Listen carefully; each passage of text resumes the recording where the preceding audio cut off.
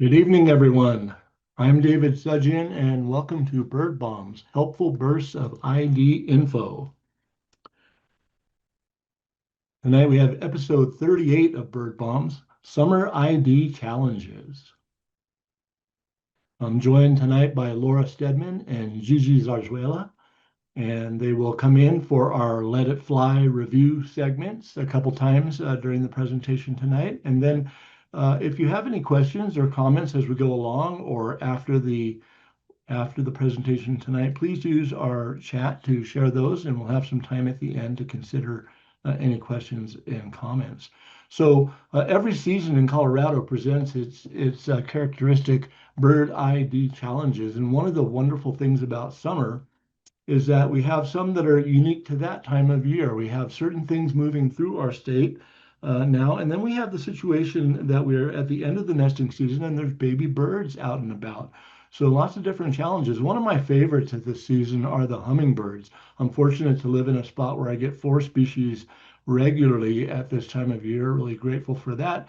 And you know what? They keep me on my toes. I'm out in the yard almost every day. I can be checking them out and see what's around, and I'm always having to take a careful look at some of them. So definitely hummingbirds are one of those challenges. See if you can identify these four species. Um, just having a quick look. We're going to get more into that, of course, but maybe you already know what they are. I don't think these female type hummingbirds are especially easy. There's the names.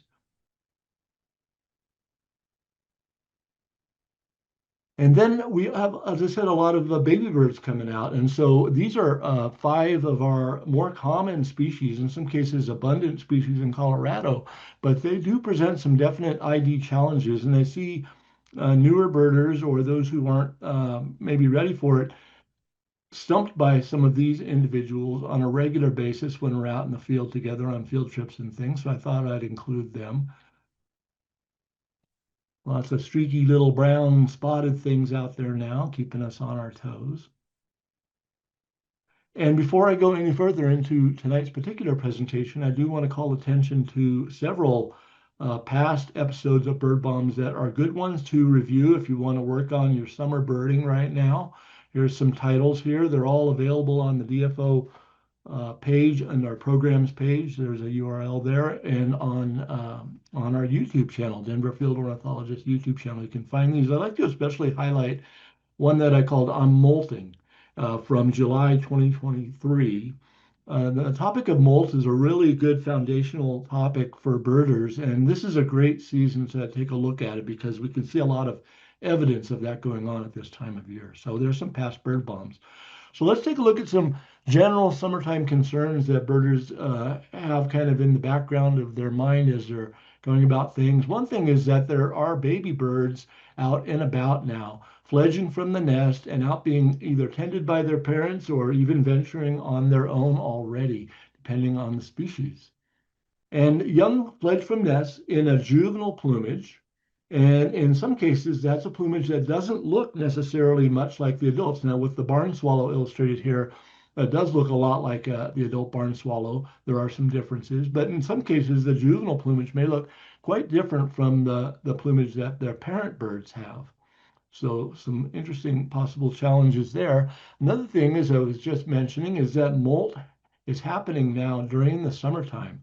So most birds are molting during late summer. Two different things are going on in general. One is that juvenile birds, fresh out of the nest, soon undergo another molt, their very first molt out of the nest into, it's a preformative molt, and it takes them I'm sorry, I listed it formative molt in there, but preformative molt takes them to their formative plumage, which is the one that they're going to wear in their first fall and winter and maybe into spring season.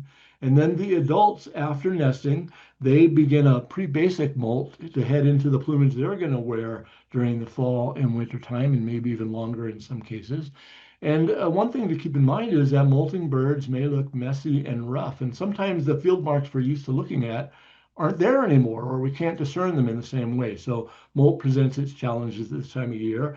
And you know, birds are almost always on the move. At least that's the case here in Colorado.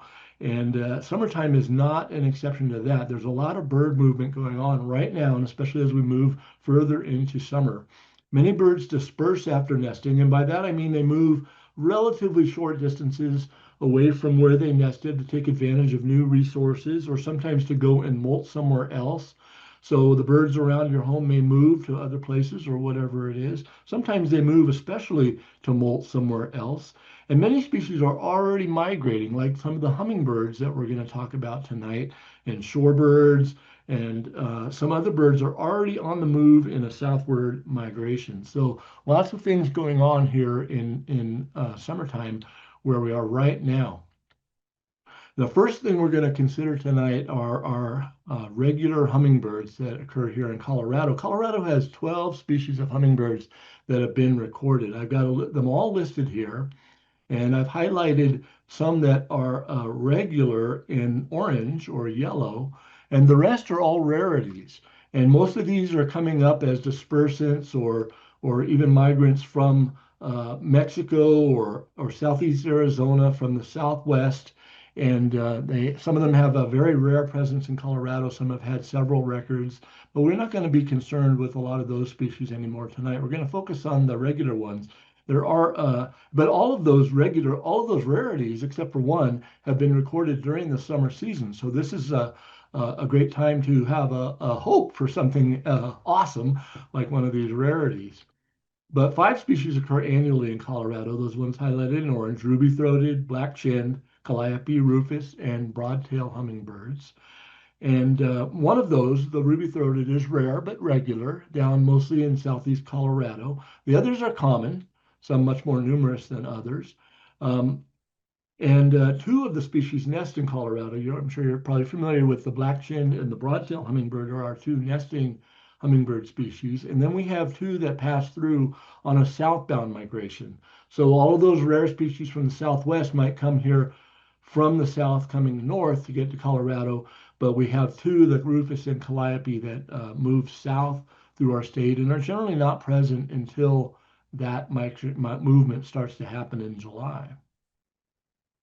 In fact, here is a eBird graph from data from all of Colorado. This is showing frequency, which is the percent of complete eBird checklist on which the species was reported. So it's a good measure of the general occurrence of a species. You can see the broadtail is far and away the most frequent and the most numerous of our hummingbirds, kind of in a different set than the other 3. The calliope is the least frequent, and everybody always considers it a real treat to see a calliope hummingbird. Even if you see them regularly, I think you're always appreciating them. You can see the 2 broad-tailed and black-chinned with their whole season presence from arriving in April and then not departing until after September, the very last ones. The broadtail's the first one in and the first one out. And then you can see the little summertime peak for rufous, which actually becomes fairly numerous in some spots and quite regular, and the calliope hummingbird. A little less so, but they both appear in early part of July, and we're just heading into their peak time right now. 3rd week of July, 4th week of July is the peak for frequency. Numbers might actually increase a little bit yet after that as some immature birds move into the area, and they'll stick around into September and then when they're thinning out. So get them while you can is what I say for these hummingbirds. Go to places where you can see some variety. Don't just sit at your backyard if it's not pulling them in. It's worth the effort to work with them, and you have to sometimes go out to encounter them. So we'll begin with the males. And, if you have a good view of any of these male hummingbirds, it's usually not a question about the identification. But often our views are not so good, or they're very quick, or the bird may have poor lighting or at a distance, or may get chased off really fast. So it's good to be ready to pick up what you can or find out what you can look for if you're looking at photos afterwards. So here we have 2 of the 4 here featured, the black-chinned on the left of the screen and broad-tail hummingbird on the right-hand side. So these are all adult males, and you can tell the adult males because they have the bright red gorget. That's what the name of this area here on the throat with iridescent feathers that are in brilliant colors on all of our hummingbirds is a gorget. That's how you pronounce that. And if it doesn't have one of those or just has some flecks of color there, it's not an adult male. So Let's consider these two species. I love the purple color on the black-chin hummingbird's throat because it's relatively rare that you actually get to appreciate it well. So often the lighting is just a little off and the purple's kind of subdued, maybe like the one on the lower left here, but rarely you'll get a view like the two images on the top part of the left side of the screen where you can really appreciate that beautiful color on the lower part of the gorget. So the black-chin hummingbird has the male has a dark face. Look at this face here. The only kind of real relief from darkness is this little white postocular spot, the white spot behind the eye is kind of the only thing. And see how the dark of the gorget kind of blends into the dark of the face or auriculars here, and even kind of matching with the crown. So that's distinctive for the black-chin hummingbird with low contrast on the face there. Even in poor lighting, that's what you're seeing, right? So we're going to contrast that right away. I'm going to go down here to, well, yeah, we're going to go down here to our black-chin and broadtail, the sort of middle lower pictures for each species. And they're both looking away to the side, so we're not getting the flash of color from the gorget. Gorget gives us its color when we have a good light angle relative to the sun and the bird. But in this case, we're not really getting any colors. We get a hint of it maybe on the right bird, but a lot of times the bird may be quite backlit and you don't even get any of that color. But you can see there's some differences in the way the face appears. So we're going to come back to that. But notice how the black chin, the face is kind of low contrast, all sort of dark. And on the broadtail, we have a definite contrast between the face and the darker gorget. So with the black chin, one of the things that we can appreciate is the beautiful contrasting white collar or upper breast area. I'm going to refer to this as a collar, and it includes feathers that are below the throat. And in the black chin hummingbirds, often that is a striking contrast there that stands out, but not always. As you'll see some pictures and some of these images, that part isn't really showing. So a little bit that might depend on your angle and the light and so on. The black chin is a little grayer on the upper parts than the broadtail is, a little more of a grayer cast to the green upper parts. And if we focus in on the tail feathers, we can see how they are a little more pointed um, on the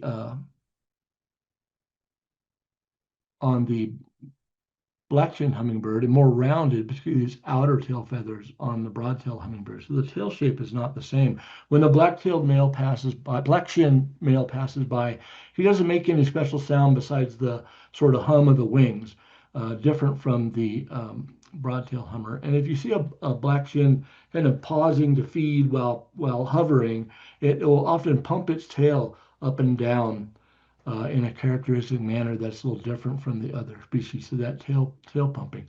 Now we can contrast with the broad tail, pale face, and white chin, more contrast. I want to call attention to the fact that the chin on the broad tail is actually white. I'm looking at the upper right photo here and see how there's white right under the bill, and it actually connects around in a pale area along the side of the gorget, below the eye, and along the side of the auriculars. So that white chin is specific to the broadtail hummingbird. Black chin, of course, has a black chin, so no white there. But that's the difference between these species. But I want you to look at the difference in contrast on the face. This is a good mark for birds in poor lighting, even birds at a distance, because you can usually see this pale area below the eye contrasting with the gorget on the broadtail hummingbird, whereas that's not the case on the black-chinned hummingbird. Broadtail's a little greener above, more rounded tail, as I mentioned, and it has that characteristic metallic wing whine as the bird flies by. We can always hear a broadtail flying by because its wings are making that special little whiny noise, and that's created by the outer tail feather, outer primary on each wing. So it's a structural thing that creates that modified outer primary. I was kind of highlighting here the iridescence shining bright when the bird is at a good angle and just kind of dim or dark or even dusky grayish, blackish when the bird is at an unfavorable angle. So that's going on. And oops, let me go back here. I'm having here we go. Oops, I went backwards. That's what my problem is. So here we are, just a little close up on the tails from those same two pictures, pointing out the pointy outer feathers. And you don't really focus on this too much for ID, but I just want to note that there are differences in tail shapes between these hummingbirds, the tail feather shapes, that are important in identifying them and aging them. And if you're ever around somebody who's banding hummingbirds, they're looking at the details of the tail. So here's our other two male species, other two species, the males of the calliope and rufous hummingbird. Calliope is, I think, my favorite of our hummingbirds, with the male in particular with that gorgeous streaked gorget with those elongated feathers on the gorget, creating that kind of streaked or stripy effect. Beautiful bird. The calliope is quite small, so it's decidedly smaller than the other three that we're considering here tonight, and the bill is short. Now, the size is usually something you can evaluate and notice when you see the bird. Bill length, not always so apparent, depending on angle and what you have for comparison, but it's a small bird with a short bill. The tail is rather squared when it's not fanned broadly, like that one image right there. And we'll see some others maybe appreciate the squared nature of the short tail. So the tail's really short, the wings extend beyond the tail tip, but not always. So you can see, for example, in this lower left picture, the wings appear a little shorter than the tail. Here's the primary tips, here's the tail tip. So you have to consider the posture of the bird if you're trying to use wing length relative to tail length on a perched bird, because it can affect what's going on. Gorget, very distinctive. One of the things about the calliope hummingbird is it has kind of a hunchback look often when it's perched. The back is kind of has a little bump back there. And the calliope is a low-key bird. It's not as obtrusive in its presence as the other species, and it can easily go undetected. It's quieter, and in my own yard, they'll often sneak in, and I didn't even know they were coming in, unless I can hear the distinctive wing hum, which sounds like a bumblebee buzz. So they do have a different wing hum relating, I guess, their smaller size, a little bit more high-pitched buzzing kind of a sound. And sometimes they're so little, depending on the feeder, when they're perched there, they have to kind of reach over to reach the hole in the feeder to put their bill in there. So we can contrast with the rufous hummingbird. This is a little bit smaller than a broadtail hummer. I like to think of the males as a little orange bomb that's dashing around the yard. And everybody is familiar with how the rufous hummingbird is a very aggressive hummer, often dominant at feeders, and seems to be nonstop in chasing birds away of whatever hummingbird species, whether its own or the other ones that may be around, with these chuppity chuppity chup notes. And so roof is very aggressive. Notice that the tail is essentially all orange with some dark tips. And the gorget is a beautiful copper orange, and it can show different colors. You can see on the lower right that sometimes it shows green and sometimes a gold or yellow type coloration. So they can be really pretty to look at carefully when you get a good opportunity. The upper parts are rufous too. And you'll notice on this one bird here in the lower left of the rufous group that it does have some green flecks in the back. Now the back can be entirely rufous. It can have a little bit of green like this, rarely a lot more green, but it does, whoops, give us, there we go. I wanted to get to this Allen's hummingbird. So it does give us cause to consider the Allen's hummingbird, which is a very close relative of the rufous hummingbird, the male looking very much alike, but with a solid green back. This is a more westerly hummingbird, Pacific coast. Hasn't been found in Colorado yet, but that could be because it's just been undetected, particularly female or immature birds among the other hummers. So something to be appreciate. And I found this photo to be really fascinating. You know, hummers they're very tough birds. They're aggressive, fast flyers, even hard hitting sometimes. And here I think we have a rufous maybe coming into a perch and looks like literally shoving that calliope out of there, maybe even stabbing it with that bill. I don't know about that, but isn't that a dramatic photo there? So life is not all peaceful and easy in the hummingbird world. So let's shift now to the harder ones, the females and immatures. And here we've got black-chinned again on the left and paired again with broad-tailed on the right.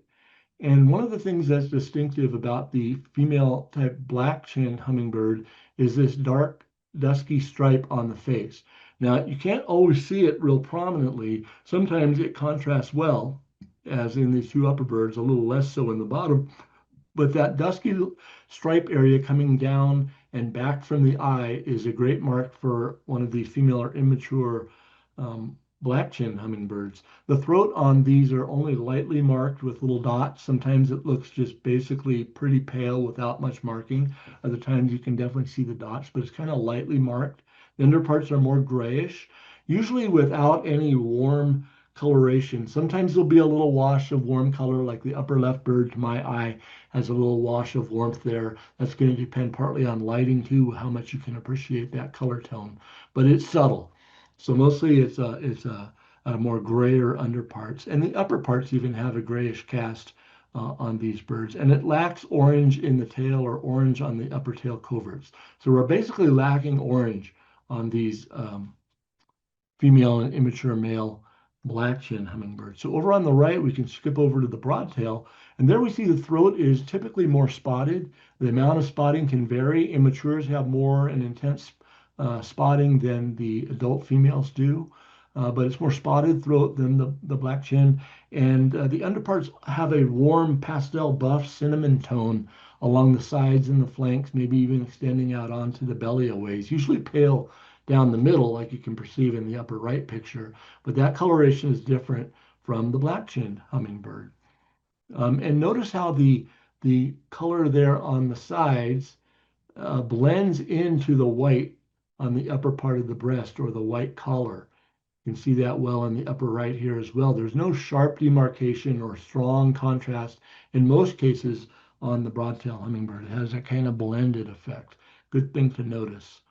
The tail in this case has some orange, but it's limited to the outer tail feathers, outer few pairs, mostly a little bit partially onto the fourth pair there as you move in, and it's relatively reduced or limited. So not so much orange, but definitely some orange there. And you can even see that when the tails are closed a little bit, like in the upper right, you can just see this orange. This is the orange along one of the tail feathers kind of peeking out on the closed tail. So orange on the broadtail, none on the black chin.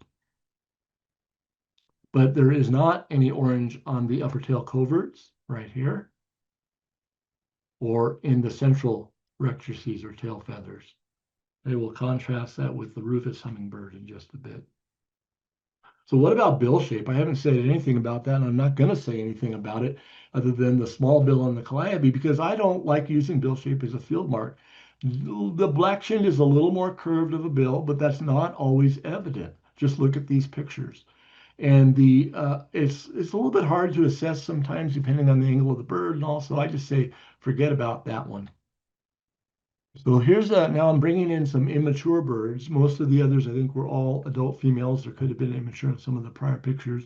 When the immature males, as they go through their summer season, they'll start to acquire a little bit of the color on the gorget, and that helps to give them away, in this case, as immature black-chinned hummingbirds. You can see the purple developing there on the lower part of the gorget on the upper left, and a few little specks. Can't see the color in this picture on the lower left bird.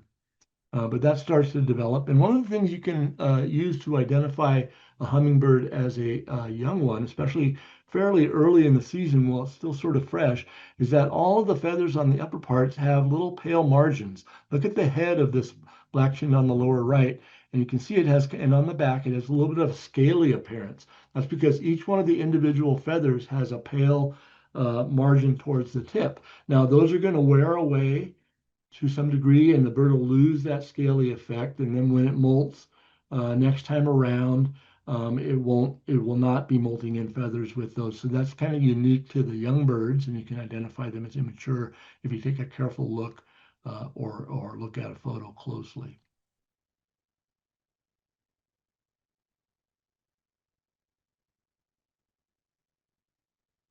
Now, so far I'm just talking about immature males and females as different, but a lot of times in the field, since they do look rather similar, it's safest, unless you have a careful look, just to say female slash immature or female type hummingbird. And that's the lingo we might use for one that we really don't know for sure what age it is. Either we couldn't assess it or we didn't look carefully enough.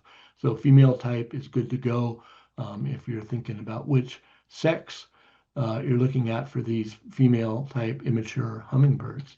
So here's some young birds on the broadtail side now. You can see some blotchy stuff coming in on this upper left bird. It looks kind of funny. So sometimes those feathers grow in little splotches kind of randomly. You can see on the right, even though you can even get a little hint of that magenta tone, at least on my monitor, I can, coming in. So there's a feather of an adult, of a male bird. So you know this is an immature bird, immature male. Notice how strongly marked the throat is with spots, pretty typical of young birds. Can't appreciate that so well in this other photo. It could be lighting related. And then some of the birds start to, um, this actually I think is an adult female that I put up here. It starts to look a little bit disheveled at this time of year as they're either undergoing some molt or approaching that time of what they're going to be doing. So just like with the adult males, the spotting on the throat is a good mark. Um, the coloration on the underparts that's blending into the white, see that blending there, really good. And we have some of the same marks available for us. So let's see. All right, so here I wanted to share this wonderful picture that was taken up in Genesee Park on a field trip I led a couple weeks ago. And this is a brand new juvenile broadtail hummer. It was being tended by its mama, and so knew it was brand new. It was just sitting there waiting for her to come and feed it. And here it's in a relaxed posture. All those feathers are kind of elevated. It's a sign that the bird is in a relaxed moment. And what I really love about this photo is how you can see each individual feather on the chin throat area and has a spot in the middle of each of those. So you can kind of appreciate how that spotting pattern is formed by each of those individual feathers with their own spots. A really beautiful little bird there. Okay, so we're continuing with our female and immature now as we're moving into the calliope and rufous hummingbirds. And we can see that the calliope has that hunchback look, and it often doesn't have anything really striking that stands out about the way it looks other than its small size and maybe that hunchback posture. But there is a field mark that is good to look for and great on photos. You can even see it in the field. You'll notice there's a little dark crescent in the lores here. We call this a laurel crescent. There's both black and white or whitish in this area, creating a nice little contrast. And so that little mark is characteristic of the calliope hummingbird, but we don't see it. Look over to the right at the rufous hummingbirds, for example. We don't see it on our other species. So that little subtle mark, while it's tiny on a tiny bird, is actually a really good field mark.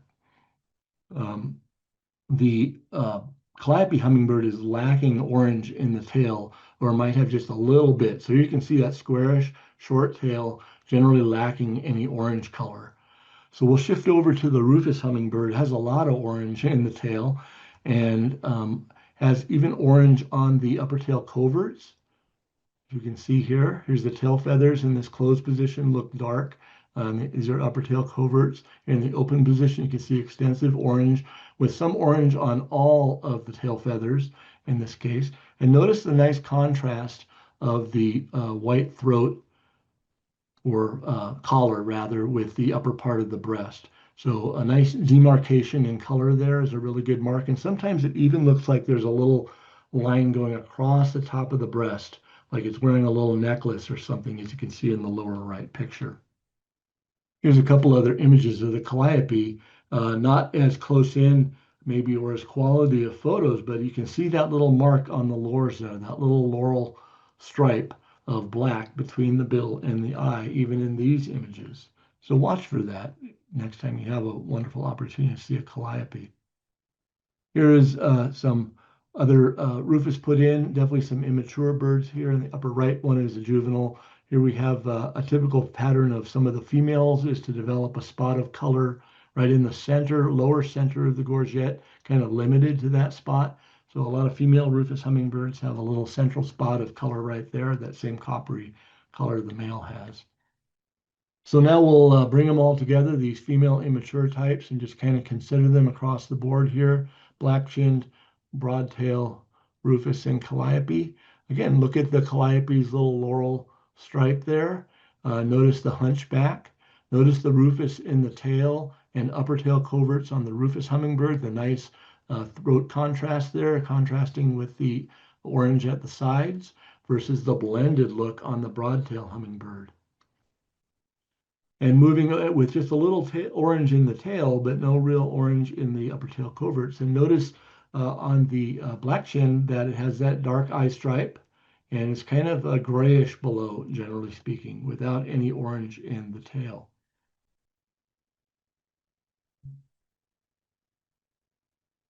So we're going to move now to our lead fly segment. I'd like to welcome Laura and Gigi to come and join me. And we can start with these three images, and maybe you guys can give me your thoughts on what we're looking at here and why. Hey David, yeah, gosh, I'll admit that hummers are not. I feel like I always identify them in the field and I don't struggle with them, but for some reason I'm always hesitant with hummers. Yeah, But I would say like looking at number one, we talked about the contrast between the throat and the face, between the broad-tailed and the black-chinned, and I'm not seeing a whole lot of contrast on that bird. It looks like it's very like cloudy gray lighting, but what do you think, Gigi? Yeah, I think what's helpful about the male black-chinned is just that very dark face. And David pointed out earlier, I didn't really know the broad-tailed had a little tiny patch of white below the bill. I think we're angled where we would see that. So I think number one is safe to say black-chinned, Yeah. especially that dark overall, no contrast other than the white of the eye toward the back. Yeah, yeah, great. And that you and can see in the field, which is really helpful. Like if it's perched or feeding, you can really appreciate that. yeah, yeah. So black chin for number one, and number two, we do see that white chin that David pointed out, which would point to broad-tailed there, right? I think Yeah, so. and yeah, And I see like a hint of maybe a little orange type color in the outer tail feathers. Very, Just a touch, right? Yeah. barely. oh, good catch. Since it's in a picture, we can really tear it apart. In the field, I don't think we would pick that up. Yeah, yeah. But number one, really, like I don't see any orange there, and like even squinting and trying to imagine the orange is hard on that one. Oh yeah. Yeah. Yeah, Um, number pointy three. tail too. Oh, a pointy tail. Yeah, yeah. I've Yeah, already forgotten that one. same. Okay, so number three, again, I'm seeing like no contrast there between the sort of throat and the head and no white chin. Hmm. I agree. I think blank trend on number three. Yeah. Sounds good. Plus the nice contrast of the white and or yeah, just kind of creating that little colored effect. This one shows it too, but I always see that kind of stands out on black chins a lot. Great. So here's a few others. Um, Plot thickens. yes. Okay. Oh, so number one, I DM'd Gigi when you said this about the you called it the dark, did you call it a dark eye stripe on number one, David? But to me, Yeah. it looks like she's smeared her mascara. Very good. Maybe she's been crying a little bit about spilt sugar water. Um, so that marking, like I don't think I've noticed that marking before, but now I know it, and it's so that screams black chinned to me now. And also, there's nothing going on the throat, and No color there. yeah, no color there. No warmth underneath really on the underparts. Yeah, I like that mascara is a good way to remember smeared mascara, but that is a distinctive mark to watch for. So we're thinking black chin on number one. Yep, I agree. Number two. Okay. Number two, I was torn initially between broad-tailed and calliope, but noticing just how small that bill is relative to the bird points me toward calliope. And the crescent marker in the lore, the laurel crescent, is a new vocabulary word for me. That's not a field marker I knew about, but so I'm not used to seeing it, but I do think it really pops on this one. Agreed. Yeah, if you look at the others in this page here, none of them show that mark in the same way. So It's subtle but distinctive. I like your noticing the short bill, and you kind of compare it relative to head width or whatever with the black chin here, and which has a much longer appearing bill than that little calliope. So calliope number two. Yeah. Number three screams orange, screams Rufus, right? It's copper all the way. Including the attitude. Look at that face. Yeah. They're so feisty. Very good. Rufus there, number three. Excellent. Number four, it looks it I guess this one's tricky. It looks kind of orangey, but the the bill looks the bill looks long, so I would knock out calliope. It's not calliope right away, right? Um, I can't really tell if there's any green on that bird or if I'm just like distracted by all the flowers that surround it. It's not an adult male based on the throat, so we're kind of going there. I'm trying to imagine that smeared mascara on it, but again, there's some orange on it. I'm kind of stumped on this one. What do you think, Gigi? I ruled out black-chinned because um I see warm, like it's Yeah. warm Yeah, yeah. tone. Yeah, I agree. I've ruled out calliope because of the bill. I am leaning toward Rufus. No, no, no. I'm leaning toward broad-tailed because the color from breast to the buffy is really blended versus like a Oh, stark collar. yeah, good call. Yeah, But it's not really giving us much. Like not super obvious. Okay, yay. yeah, but that's a good catch. Looking at those things, so you had the bill size took away calliope, the lack of the blended effect here between the upper breast or collar area and the sides is blended and not contrasty and sharp demarcation like on the rufous above it. That's a great feature for the broadtail there, and even here you can't the calliope mark you can't see that little Oh yeah. um, laurel thing, which you probably would see in a photo. Might be you have to pay careful attention to see the bird in life like that. But anyway, so we got those good, good. Now we have this is wonderful. If you go to some places in the mountains in August, in particular, late July, August, you can see swarms of hummers at feeders in the foothills and up into the mountains a little ways, which is always exciting. And here we've got a whole bunch. I'm just going to say, just for the sake of discussion, that they're all the same species. So let's Oh, just work from good. that. And what I want to focus on is the one that we Yep. can see relatively well. But I think you can work out most of the others the same. But what do you get from what you see? Well, we're seeing that like orangey color in the tail. I want more tail views. Um, but I do remember on the broad-tailed, it would just be sort of the outer two, maybe the third, but that picture's only showing us kind of that. I haven't fully decided. Notice that it's less orange here, isn't it? On Yeah. this is one, two, three. The fourth rectrix or tail feather working from the outside is not orange, and there's And some no orange here. oh, true. I forgot about that one where there would So be on the upper tail coverts. Yeah. So I think broad-tailed.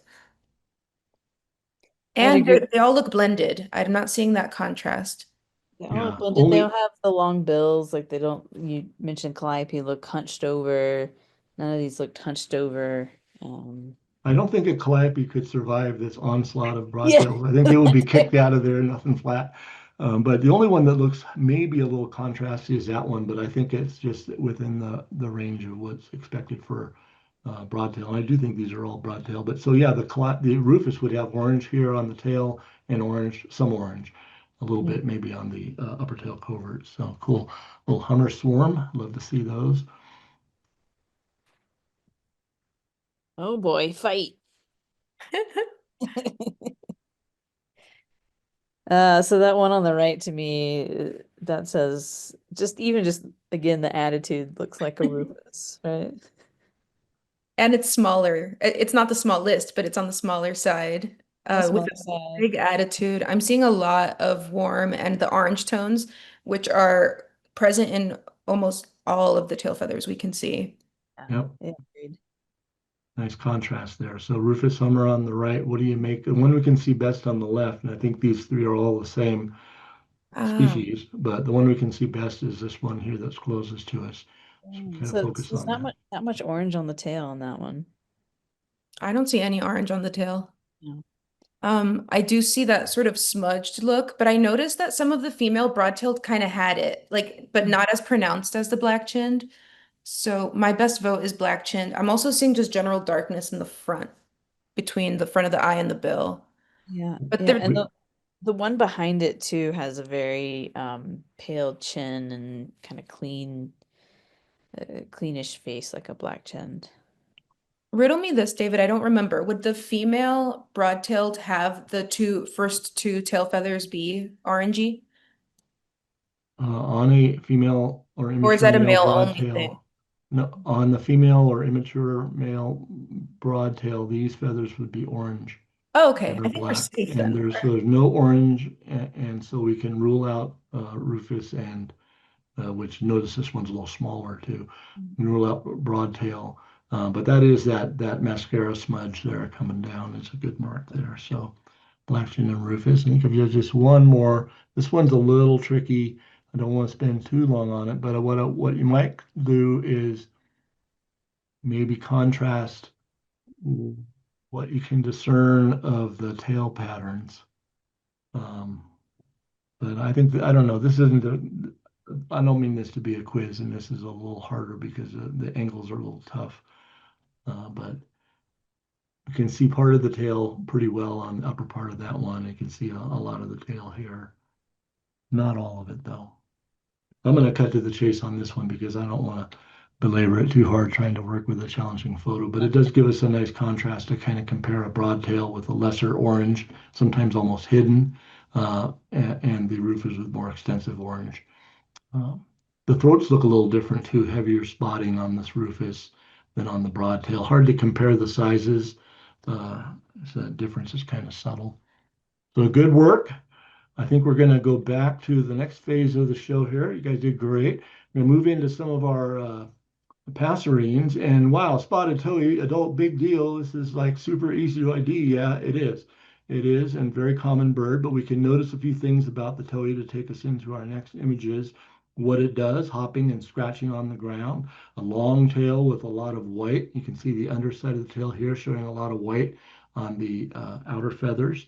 Um, it has those orange sides and flanks and bold wing bars and strongly marked upper parts. So let's translate that now to juvenile spotted towhee. These guys, when they first come out, they've been out of the nest for a while. Some are still fledging. A lot of them have been out a little while. They strike you, whoa, this looks different, but it's doing a lot of the same things and being the same way as the adult towhees, of course. It still hops and scratches on the ground. It has a long tail with a lot of white in it. You can just get a hint of some of the white on some of these pictures. You can't see that too well. And as the bird goes along through the summer, it develops orange along the sides and flanks. And it has those markings on the upper part, but it comes out kind of revealing its inner sparrow, is how I like to think about it. Towhees are in the New World sparrow family. They're bigger than our other sparrows generally, but they are sparrows. And when the juveniles are out, they're streaked. And so it kind of all of a sudden looks a whole lot more like a sparrow than it used to look like. One of the things that people confuse the young spotted toadies with sometimes is a fox sparrow. And you can see they generally sort of have some similarity. The towhee often has a bicolored bill, which is one of the characters of the fox sparrow. The lower mandible is a little paler, but they're different in their shape. Shorter tail on the fox sparrow, different tail color, no white in the tail. A lot of different things going on. But initially, if you see a brand new young towhee, you might be fooled into thinking it's a fox sparrow. Something to think about. So here we have birds on the upper left, generally pretty new juveniles, a lot of brown, no color. And then on the bottom part, we can see orange coming in. The birds look messy. They're in the process of transitioning. So they're undergoing their pre-formative molt into their formative plumage, which is going to look a lot like the adult plumage. The one on the lower right is a lot of the way there. So spotted towhee. And then the white-crowned sparrow is another that is the juveniles can take us by surprise. Now, in Colorado, the nesting subspecies is called Oriantha. It's one of the dark lord white-crowned sparrows. You see on the upper right here, there's an adult with the dark lores, that dark area between the bill and the eye. And the mountain white-crowned sparrow just pretty much breeds up at higher elevations. So if we're going to see these fresh juvenile white-crowned sparrows, we're probably going to be up in the mountains, up above 9,000 feet, or even up towards tree line to find them. And they come out looking all streaky and not very much like the adult, except over the first few weeks as it undergoes a preformative molt, begins molting just a couple weeks or so after leaving the nest, and it starts to acquire the head pattern that's typical of an immature white-crowned sparrow. Here you see an adult with a, a young bird that still has some streaks there, but it's adopted pretty much that same head pattern that we would expect on the immature white-crowned. So upper elevation areas, willows, sparse trees is open areas where you find this bird. It's a warm colored bill and starts to get that typical crown pattern immature after a couple weeks or so out of the nest. If you go up into the high mountain passes right now looking for ptarmigan, you're probably going to find juvenile white-crowned sparrows that might throw you. Here I put up the dark-eyed junco real quick. It has a similar thing going on where the juveniles don't look a whole lot like the adults, except that they have white outer tail feathers and they have a pale bill as juncos do, but they come out all streaked and sparrowy looking. And then as the summer goes on, they start to acquire coloration similar to the adult, in this case, the gray-headed junco or breeding form here in Colorado. So this is a fun one because it is one of our most abundant birds in the state. And if you ever see a juvenile horned lark, you might look at it and say, what is that? Because it doesn't quite match with what you might be expecting. So the adult male, real simple. The adult female is similar with the ghost of the male's pattern, a little bit of black there, not as much yellow or anything like that, but similar. But the juveniles are speckled on the crown and the back area in the upper parts, very patterned here. And the immature, as it goes along, as these birds go through several weeks, over a month or so, they start to develop a pattern as they molt that approaches the kind of the ghost of the mask on the male and female there coming in. But these juvenile birds are a little bit tricky and don't really look a whole lot like anything else, but people do mistake them for other birds. Some in particular that get mistaken, juvenile horned lark might be mistaken for the western meadowlark, which is, of course, very common. I have that across the bottom. And you can work on these differences considering size. Bill shape is very different from the horned lark. Let's go back and just look at that horned lark bill shape so we can see it's somewhat pointed, a little bit broad at the base, not especially long. Okay, so meadowlark has a long pointed bill. And other different patterns happen, of course, if you see yellow on the underparts, that's easy, but the juvenile meadowlarks don't have yellow, so they are streaked underneath, so you don't have that to fall back on. But it's a bigger bird, but still people will look at that juvenile lark and say, oh, it's a meadowlark or the immature horned lark, but no, it's not. And the Sprague's pipit is another one that people confuse the juvenile horned lark for. The pipit is just a little bit smaller, has an eye ring kind of effect, and a little different patterning on the upper parts than the hornbark does, and a different tail. And importantly, the Sprague's is typically found in Colorado only from late September into November. So this is a fall migrant only, and they occur in particular habitat situations where you usually have to go looking for them. But people will sometimes look at the horned lark and try to diagnose it as a Sprague's pipit, even though, juvenile horned lark in spring or into the summer is at the wrong time of year for a Sprague's pipit. So we'll move forward now to the juvenile brown-headed cowbird. I like this challenge because it often throws birders when they're presented with a baby cowbird if it's by itself. So the adult male, of course, very easy. The adult female, a little less distinctively marked, but she's very plain with a big beady dark eye. Bill's kind of a dark gray. So we'll move over to our juveniles now, which sort of look like the female, but they're more patterned. And you may find this bird away from where any cowbirds are. If it's just fledged from a nest there may not be any cowbirds near it. They may be in the same habitat generally, but they're not with it to give it away. Like you might see a baby spotted towhee with its parent, and right away you know what it is. But the cowbird's often not with another cowbird. And sometimes you just see it sitting all by itself, kind of waiting. It's waiting to be fed. You can see begging one there on the right seems to be interested in somebody putting something in that gate there. So they're a little bit bigger than a sparrow, a little smaller than a red-winged blackbird. The bill has a kind of a conical shape to it, and they're typically a light brown with lots of somewhat messy streaking, um, kind of finely patterned above. Overall, kind of plain looking, but if you look close, there's some, again, those pale feather edges revealing that juvenile state. And they're often begging to have a buzzing little call note. Of course, it's very easy if they happen to have the host parent around, which is not uncommon, but sometimes they're all by themselves. And the parent will be feeding it, and you might get a clue then. Oh, this bird doesn't look like the parent at all. It's either a lot bigger than the parent, like with this yellow warbler, or just is different. Um, and so that can help give it away. You might be looking at a cowbird. Many different species serve as hosts for the nest parasite brown-headed cowbird that only lays its eggs in other birds' nests, open cup nests. If you ever see an immature male that's gone from, this is a bird molting in its preformative molt from a juvenile plumage, like we were looking at here on the left, to an adult-like black-bodied plumage with brown head, but it's got all these funky, messy splotches. And you don't see so many of these birds unless you go to places where cowbirds are concentrating. A lot of this molting is happening away from where we see the birds breeding as they gather up in areas out on the prairie or along the Front Range at particular spots and where they undergo a molt. And so you may not see these too often. And when you do, it might really throw you with a very splotchy nature. So we'll kind of continue now in the blackbird family. Cowbird is in the blackbird family, and of course, a red-winged blackbird is in the blackbird family. But over the years, I've seen the female red-winged blackbird and juvenile throw birders again and again, especially birds on the newer end of the spectrum because it looks so different. It's a little smaller than the adult male red-winged. No problem telling the adult male.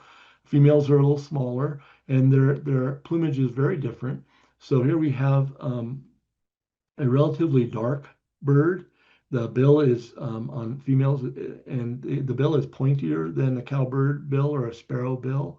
And the face pattern has a pale supercilium and a pale laurel stripe coming down. And the juveniles on the bottom um, are like the adult females, but they have this warm coloration on their face. So see this warm yellowish or buff, sometimes even reddish around this area at the front part of the face on these juvenile blackbirds. I think the male and female juveniles look generally similar, so you can't just say these are females, but you can tell that they're juveniles in a few ways, but that's one of the prominent ways. They also have a different call. But when you see these young blackbirds, they're often with other blackbirds kind of flocking. So it's kind of rare to get one by itself, but you can see one by itself or a female. So good to be ready for this challenge. And still staying on the red-winged blackbird, but not on the female immature problem. But sometimes the tricolored blackbird gets reported in Colorado. There are no state records of tricolored blackbird. There are a number of reports, none of them good ones. And the problem is that a couple things can happen with a red-winged blackbird to fool you. One is that the yellow on the lower part of the color patch on the wing can fade to a more whitish as the season goes on. And to my eye, the bird in the middle here, right of that adult male on the upper left is a more whitish appearing look there. It kind of looks like red and white. Hey, that's the pattern on the tricolored blackbird. Or one of the things that's characteristic for tricolored is sometimes you'll only see white stripe. And you also see that with the red-winged blackbird. I had somebody ask me just a month ago on a trip, I saw this blackbird that had just a white stripe, and I think it was a tricolored blackbird. But what's happening is the scapular feathers here are overlaying these secondary coverts and hiding them partially. So you may not see any red or just a much reduced amount of red. So don't get fooled by the trike trouble. All right, so Laura and Gigi, if you come on back here, we'll consider our brown streak birds for a minute. Okay, I'll kick us off with bird number one. I'm seeing that kind of conical bill, the broad base, and it's kind of like unremarkable as far as its overall look. And I hate that birds get called this, but it is very drab, and there's Yeah. no streaking, no contrast. Um, and I can picture, like, if I overlaid it with a brown head and a black body, I can picture the brown-headed cowbird. There's my hack. Agreed. Did you say Well, unremarkable? Did you say unremarkable? Was that what you used to describe it? Yeah. Yeah, I think that's a good term for the young cowbird. yeah. I think, I see people, confuse these with like house finches if they're a beginning birder because they're kind of streaky, they're kind of brown, they've got kind of a big bill.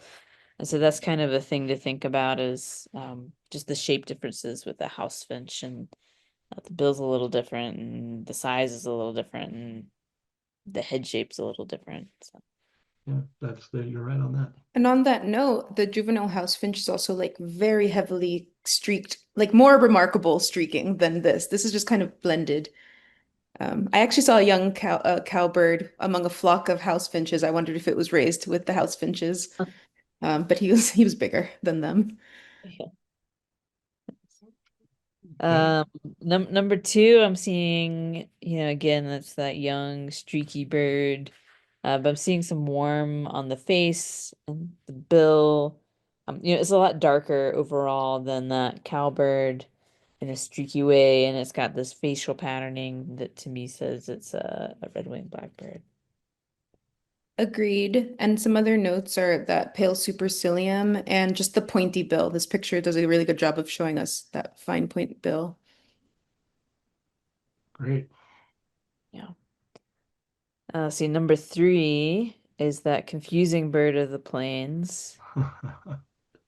Which I it does remind me of like the lankiness of a meadowlark, but the meadowlark bill is different. Thank you for showing us that today, David, because I think if I was in the field, this one would stump me.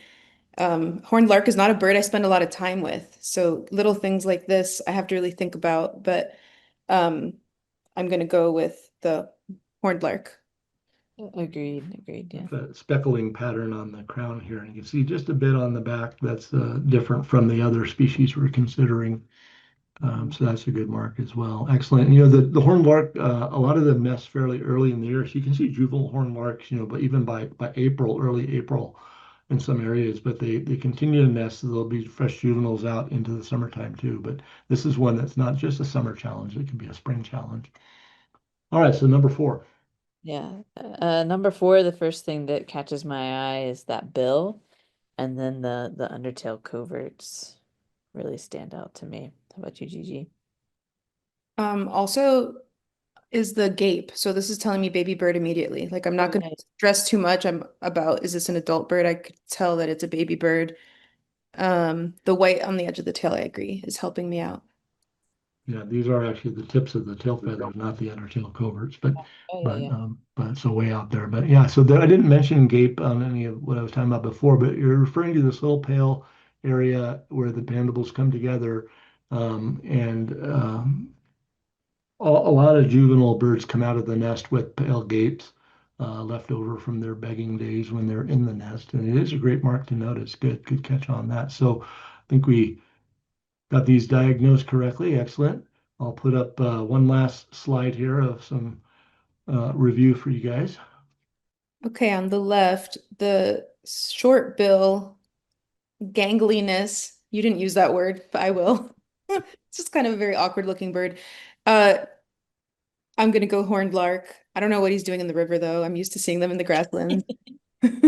I would think Well, like pipit, but I don't think so. Yeah. okay, Good. interesting point looking at the habitat. Horned larks often will come to where there's water to drink. So a great place to see horned larks and longspurs out on the prairie is where you're at a little water hole. So they got to get water, so that's why it's there. So you're going with horned lark, okay. Yeah. Two and Uh, three. Oh, go ahead. You go. okay. Yeah, I think you're going maybe the same place I was. So two and three and maybe four are the same. but 2 and 3 definitely. Yeah. Agreed. 2 and 3 both look like red-winged blackbird Okay. youngsters to me. You've got that warm. You've got, I can't really see the bill on number 3 too well, but they both look pointy billed, streaky. They've got the supercilium. And the Buffy yellow is really jumping off the page on these two. And why I have questions about number 4, the one on the left is doing a similar thing. Yeah. It kind of looks like a male. Yeah, I think actually the left one on number 4, red-winged blackbird as well. Okay, well, so it's on a, not a cow, but on a buffalo back, Oh a no. bison back. And if I had put a cow there, you probably would have said right away cowbird. Those are actually three juvenile cowbirds riding on the back of that bison. Um, I'm not sure that's their poop, so I'm not going to identify the droppings, but those are young cowbirds. And you can see the kind of finer streaking, more bland looking. That's about the best mark you can get here. To me, it almost, if I had to say something else besides cowbirds, I may not go to redwing, but I might go to house finch, as I think Laura was bringing up earlier. But indeed, those are three brown-headed cowbird juveniles. And I have the credit wrong on this slide, so I'm just going to say what it is. It's Joanne Potter Riggle number 1, Joanne Potter Riggle number 2, me number 3, and Steve Mladenow number 4. Correct that. So good work, Gigi and Laura. Thank you for making your efforts there. There we got the names up. These guys are challenging. And I want to thank everybody who contributed photos for this bird bombs. Thank you to the many photographers whose images used for this presentation or were able to consider using. I really appreciate you making those available. Images are credited, hopefully correctly on each slide, except for that last one that I corrected. And love these three different Hummer images here, most especially that one taking a bath in the river. I would have given anything to see that. Lighting is so beautiful. And already got to start getting ready for the next bird bombs. I'm going to go back and try to catch up with the Habitat Blast Prairie View that I was hoping to do last June. I had to cancel that one, but I'm going to try to do it on August 14th. The webinar is available for registration on the DFO webpage if you want to do that. I hope to see you all there as we consider the birds of the prairie habitats in Colorado, prairie grassland, agricultural areas, playas, things like that. Beautiful. So I'm going to stop the screen share and we'll see if we have any questions or comments. Yeah, let's see. Yeah, and if you do have questions, feel free to drop them in the Q&A and Gigi or I will grab them. The first question we have is from Ajit. Thinking back about hummingbirds, black-chin hummingbird is known to bob its tail feeding. You mentioned that, David. Ajit says he saw that a broad-tailed hummingbird doing the same, which I didn't know it did, mainly as I rarely see them in the field, only hear them. Are there other hummers that bob their tails? Is that a common behavior, or is it something that like mostly black chin do and sometimes others do? What are your thoughts there? My thought is sometimes it depends on what you've seen and how you're looking at it. And only the black-chinned out of our four that we're considering does that movement. And it's a decided uh, flapping of the tail down and up. And I think the others can do something similar a little bit, but usually not persisting in it like the black chin does, just as they're maneuvering and moving their tail to do what they need to do. So yeah, you might see some similar kind of activity from one of the others, but it's a kind of characteristic movement to it that what I've seen on the black chin looks a little bit different, kind of a deeper movement. Um, yeah, so, you know. A lot of those behavioral things you never can say never about some other bird, right? So you want to just kind of filter it in as one of your things. Yeah. Um, do you have any recommendations on where we should be going to look for hummingbirds, David? Yeah, I think Besides your feeder. besides my feeders, yeah, if you can find people that, I mean, feeders and gardens are great places. So any place that has a lot of flowers, like botanical gardens and places like that are good to look for hummers. But what I would really recommend are well, the flowers are fun. It's less predictable. in some ways. And the feeders are really what attracts large numbers of hummers. I would go up into the mountains at places, maybe ask a friend or find places where there's feeders. One that comes to mind right away is at Lake City in Lake County, at the little town of Lake City. There's a couple residences there right next to each other that just have a number of feeders, and I've seen as many as 50 to 100 hummers at a time there. And some other spots where there's feeders up in the towns in the mountains or at folks' residences, you can kind of look for them as you go along. Can be places where you see really good concentrations of hummers. Um, but any place that has kind of a open, kind of grassy cover with flowers is really good. A lot of hummers at Beaver Ranch Park in Jefferson County. Um, those are just kind of, there's so many different places, but if you can find the places that have a lot of feeders that are in the mountains, those are going to be the ones that are really exciting. You can see swarms of hummers. Um, so kind of look for the food and don't go too high. They don't like to be up in the higher elevation so much. So there's still some up there, but I have a question. We talked a lot about juvenile birds today and just younger birds. And at some point you use the term fledgling. Are those to be used interchangeably, or is there a difference when you say fledged versus juvenile? right. So good question. Juvenile in a strict sense refers to a bird in juvenile plumage. And let's think about the spotted towhee. It comes out of its nest maybe in early July. And after a couple weeks, it's going to start visibly, you'll see some change going on as it enters its preformative molt. And by the time it leaves that juvenile plumage behind and has its formative plumage or an adult type looking plumage, in that case, it's then an immature. So I drop off the juvenile term. Fledgling, in my mind, refers to a bird that's fairly fresh out of the nest. So it may still be begging, it may obviously have brand new plumage that hasn't started molting or anything like that. So fledgling kind of synonymous with juvenile, but for me, referring to something that's still pretty new in the big wide world. Cool. Yeah, that's a great question. Let's see. Fran mentioned that we were talking about places to go see hummingbirds.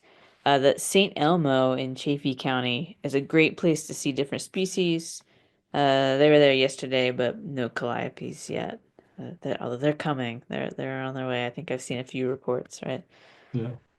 Yeah, another example of a kind of smaller mountain town where there's probably some feeders where they were seeing the hummers. So if you're going up in the mountains this time of year, you might keep that in mind and specifically, work that into an itinerary to check out some of those places. I think of lots of little towns that anywhere where there's feeders, there's going to be hummers right now.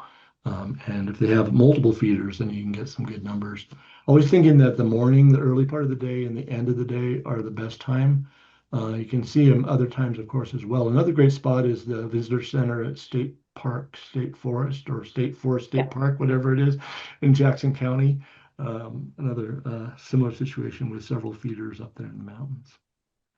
The yellow grosbeak spot in Estes Park, that neighborhood has a bunch of feeders too. So if you're going for the grosbeak, go for the rufous hummingbird too. Cool. I think that's all the questions coming in. Gigi, do you have any more questions for David? All right. Well, thank you to Gigi and Laura for helping out tonight. And thanks everybody for watching. Tune in next time for Habitat Blast Prairie View. You can register on the DFO page. I'll say good night and see you next time.